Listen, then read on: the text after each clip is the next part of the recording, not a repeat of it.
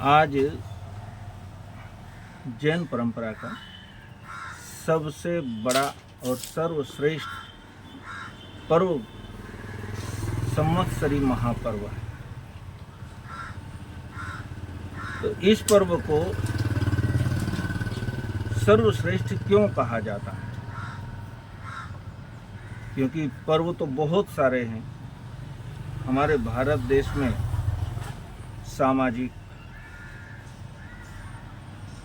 राष्ट्रीय, धार्मिक, इस तरह से बहुत सारे पर्व मनाए जाते हैं, लेकिन हम इसे सर्वश्रेष्ठ कहें तो उसके पीछे कारण ये है कि इसमें हम अहिंसा, दया, करुणा, परोपकार, इन सब चीज़ों को महत्व ज़्यादा देते हैं, न कि खाने पीने में, मौज मस्ती करने में। तो इन 8 दिनों के पर्व को पर्युषण महापर्व कहा जाता है और ये आखिरी दिन संवत्सरी महापर्व है। वैसे तो चातुर्मास के 4 महीने श्रेष्ठ माने गए हैं। 4 महीने में 8 दिन सर्वश्रेष्ठ हैं और 8 दिनों में ये संवत्सरी का एक दिन, ये तो सर्वश्रेष्ठ सबसे बड़ा पर्व है। तो इसको मनाना ये हमारा परम सौभाग्य है। इन 8 दिनों में श्रीमद् अंतकृत दशांग सूत्र का भी वाचन किया जाता है। अंतकृत दशांग कहते हैं ये भगवान महावीर का सबसे पहला शास्त्र है जो उन्होंने कहा था। सबसे पहली कृति है उनकी अंतकृत दशांग।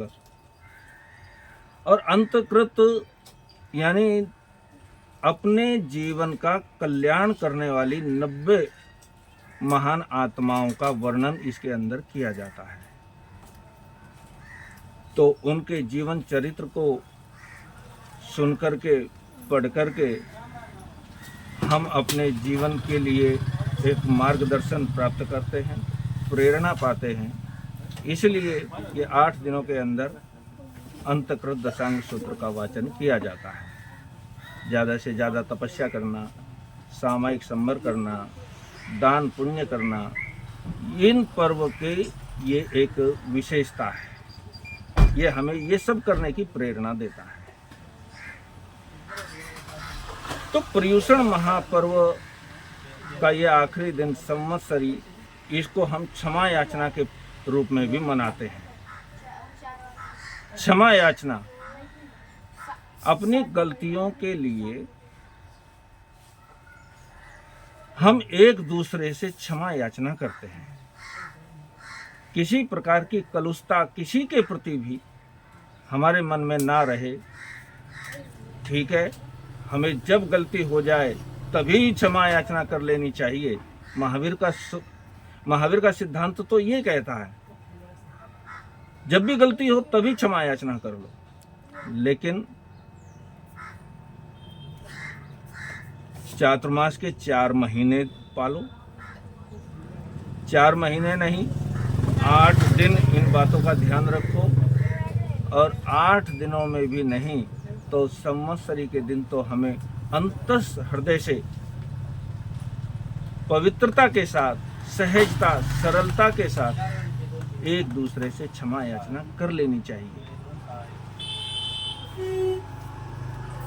तो क्षमा याचना,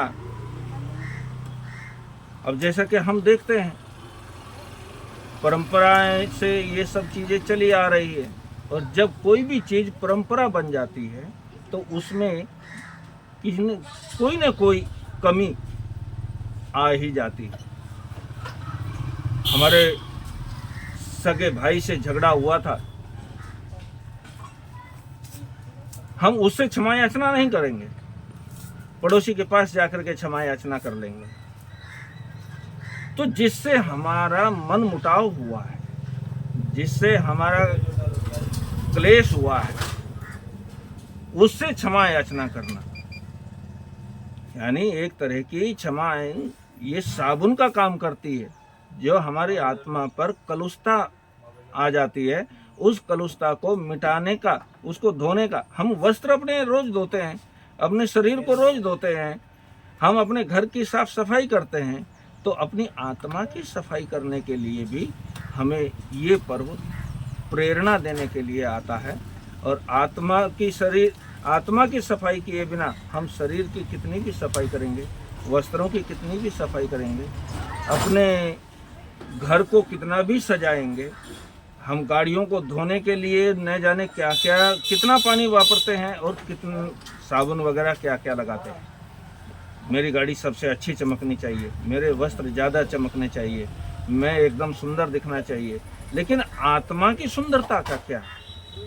अगर आत्मा मलिन है, घर के अंदर बैठा हुआ व्यक्ति अगर गंदा बंदा बैठा हुआ है, तो घर को कितना भी सजाओ, क्या होने वाला है? लेकिन आदमी अगर साफ स्वच्छ है, सुंदर है, और वो झोपड़ी में भी बैठा है, तो वो हीरे के जैसे गोदड़ी का लाल वाली बात हो जाती है। तो हमें सारा ध्यान अपनी आत्मा की सफाई के लिए करना चाहिए। शरीर की सफाई ये बाह्य जरूरी है, वस्त्रों की सफाई बाहर के लिए जरूरी है, लेकिन अगर आत्मा की सफाई नहीं है तो इनकी सफाई कोई ज़्यादा मायने नहीं रखती है। और अगर आत्मा की सफाई हमने कर ली तो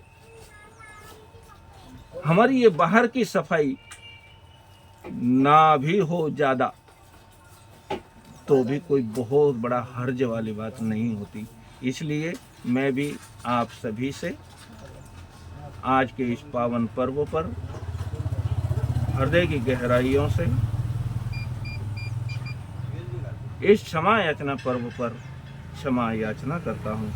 मेरे से जाने अनजाने किसी भी प्रकार की कुछ गलतियाँ हो गई हों, आप अंतस हृदय से क्षमा करें। मैं आपसे क्षमा याचना करता हूँ।